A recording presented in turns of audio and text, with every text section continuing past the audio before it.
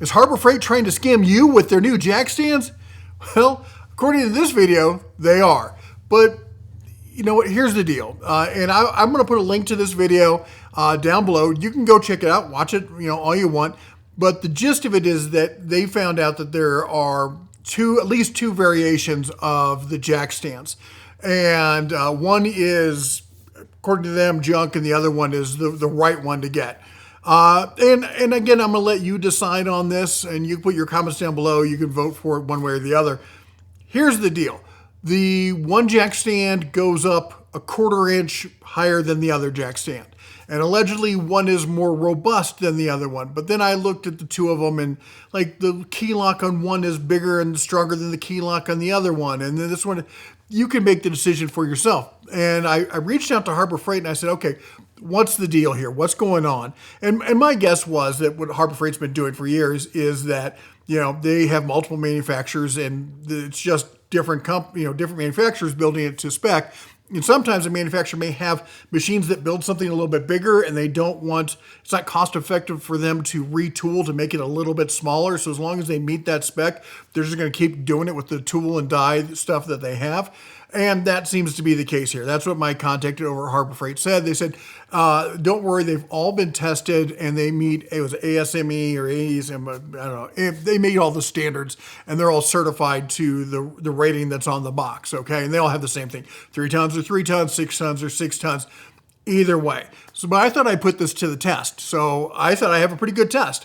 I've got a big old, full-size, 1-ton Ram 3500 pickup truck with the Cummins diesel. All right, if they can hold that, they're probably going to do okay with everything else. So I went and picked up with my own money a pair of the 6 tons, and I made sure I got the quote unquote the bad ones. And you can then I put the kids to work and rotating the tires. So go check out the video here, see what you think. Go ahead and check out the other video, and let me know what you think down below in the comments. We got the 6-ton heavy duty Daytona jacks with the safety pin. We got the Herc Ultra. That's not the Ultra Torque. This is just the long anvil.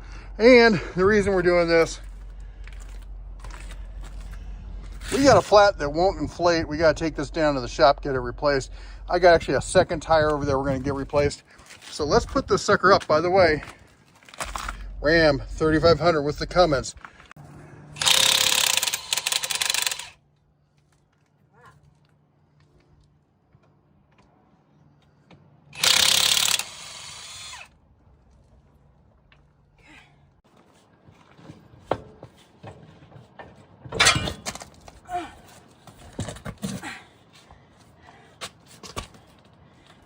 Roll it, if it'll roll. I'll make it roll. Okay. Come on.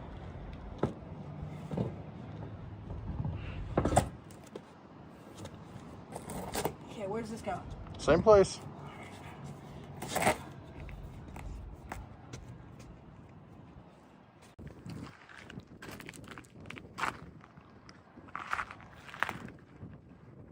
And we got it up in the air, and so far so good. All right, let's go. Can it roll like this? Sure. Just pick it up and put it in there. It's super easy. It's barely an inconvenience.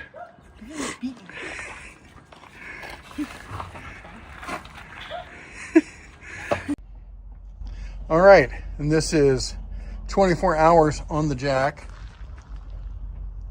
And it hasn't moved. Pretty happy with that.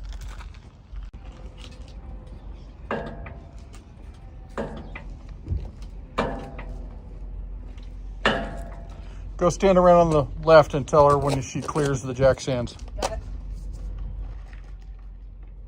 Okay, and here's what we're using on this project. We've got the Daytona 6-ton heavy-duty ratcheting jack stands. These are the new ones. They've got the safety pin, and then there's a cotter pin that goes in the safety pin. So it's safety on top of safety on top of safety. And you got them now in 6 different colors. Then they've got the Badland 3-ton off-road jack. And I'll be honest, on this one, I used it just to prove a point with this, because a lot of people are concerned because it's aluminum. I mean, I don't know why I did air quotes. It is aluminum.